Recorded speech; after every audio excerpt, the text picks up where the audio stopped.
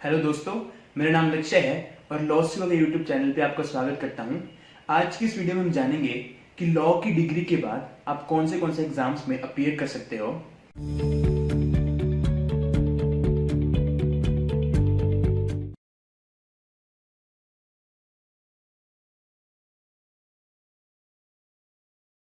तो एक एक करके इन सभी एग्जाम्स को जानेंगे। फर्स्ट एग्जाम है जुडिशियल सर्विस एग्जामिनेशन। देखिए, हर एक स्टेट गवर्नमेंट अपने एक जुडिशियल एग्जाम को कंडक्ट कराती है, जिसे हाई कोर्ट सुपरवाइज भी करती है। देखिए, इस एग्जाम से आपकी दो लेवल में एंट्री हो सकती है, एक तो लोअर जुडिशरी और एक हायर जुडिशरी। देखिए, लोअर जुडिशरी के लिए आपके पास एक तो लॉ डिग्री होनी चाहिए, उसके साथ साथ आपको एडवोकेट्स एक्ट के अंदर रजिस्टर होना चाहिए। लेकिन अगर मैं हायर जुडिशरी की बात करूं तो इन दोनों के साथ साथ आपके पास कुछ 7 साल का एक्सपीरियंस तो होना ही चाहिए। चलिए इसके सिलेक्शन प्रोसेस को जानते हैं। देखिए, जो ये एग्जाम है, इस एग्जाम में 3 स्टेज होती हैं। फर्स्ट स्टेज होती है प्रीलिमिनरी एग्जामिनेशन, जिसमें आपसे ऑब्जेक्टिव यानी एमसीक्यू क्वेश्चन पूछे जाते हैं। देखिए, जो ये एग्जाम है, इसमें जो मार्क्स आते हैं ये फाइनल सिलेक्शन में जुड़ते नहीं है। तो सेकंड एग्जाम है हमारा मेंस का एग्जाम, जिसमें कुछ आपसे 3-4 पेपर लिए जाते हैं और ये एग्जाम सब्जेक्टिव टाइप होता है। और आपको दोस्तों जानना चाहिए कि जो ये एग्जाम है, इसके जो मार्क्स हैं वो आपकी फाइनल सिलेक्शन में जुड़ते हैं।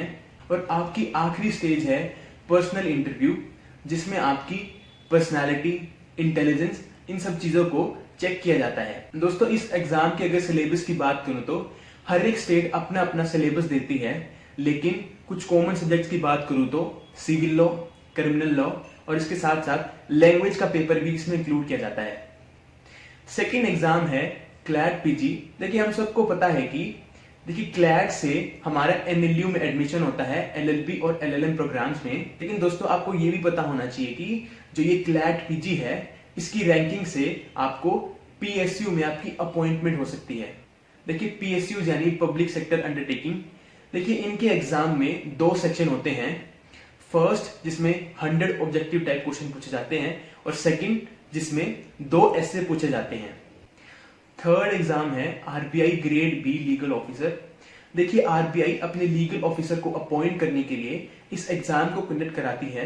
इस एग्जाम को क्लियर करने के लिए आपको एक स्क्रीनिंग प्रोसेस से गुजरना होगा, जिसमें एक रिटन एग्जाम और इंटरव्यू होता है।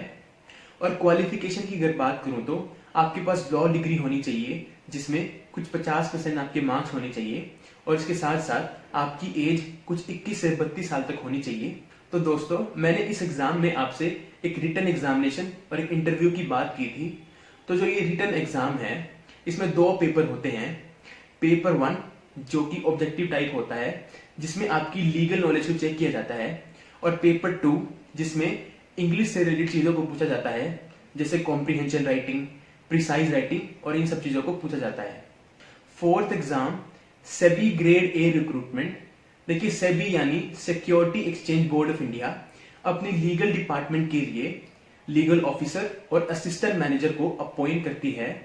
अगर क्वालिफिकेशन की बात करूं तो आपके पास एक लॉ की डिग्री होनी चाहिए, और इसके साथ साथ आपकी एज 30 साल से ज्यादा नहीं होनी चाहिए। चलिए इसके सिलेक्शन प्रोसेस को समझते हैं। देखिए, ये एग्जाम 3 फेज में होता है। फेज 1 में आपसे एमसीक्यू क्वेश्चन पूछे जाते हैं, और सब्जेक्ट्स की बात करूं तो English, security market, general awareness, इन सब सब्जेक्ट से आपसे एमसीक्यू क्वेश्चन पूछे जाते हैं।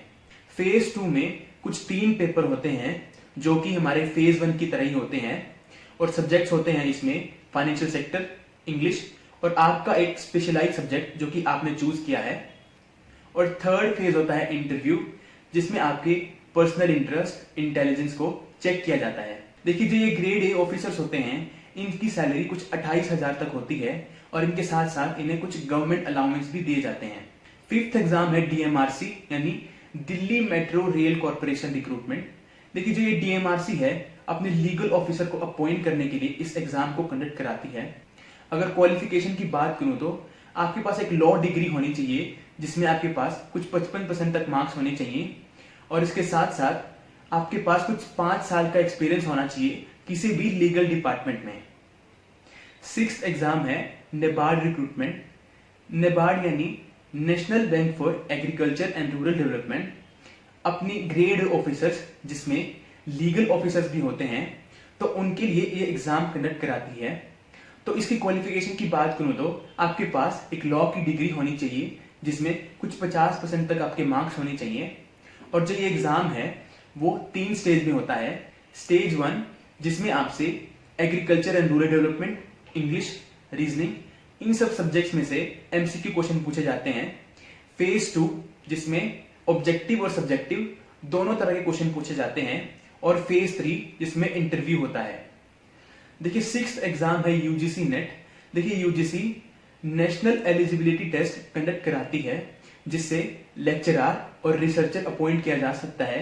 अगर क्वालिफिकेशन की बात करूं तो इसमें आपके पास एक पोस्ट ग्रेजुएशन डिग्री होनी चाहिए, जिसमें अगर आप जनरल कैटेगरी के हो तो उसमें आपके 55% मार्क्स तो होने चाहिए, और अगर आप रिजर्व कैटेगरी से हो तो आपके 50% मार्क्स तो होने चाहिए। हमारा 7th एग्जाम है जैग यानी जज एडवोकेट जनरल। देखिए अगर आप लॉयर हो लेकिन आपको इंडियन आर्मी में सर्व करने का अगर आपका ड्रीम है तो ये एग्जाम आपके लिए है। देखिए ये एग्जाम हर साल 2 बार अपनी नोटिफिकेशन निकालता है। देखिए इस एग्जाम में कोई रिटन एग्जाम नहीं होता है, बल्कि एसएसबी का एक इंटरव्यू देना पड़ता है, जिसकी 2 स्टेज होती हैं। फर्स्ट स्टेज में आपकी स्क्रीनिंग टेस्ट होता है।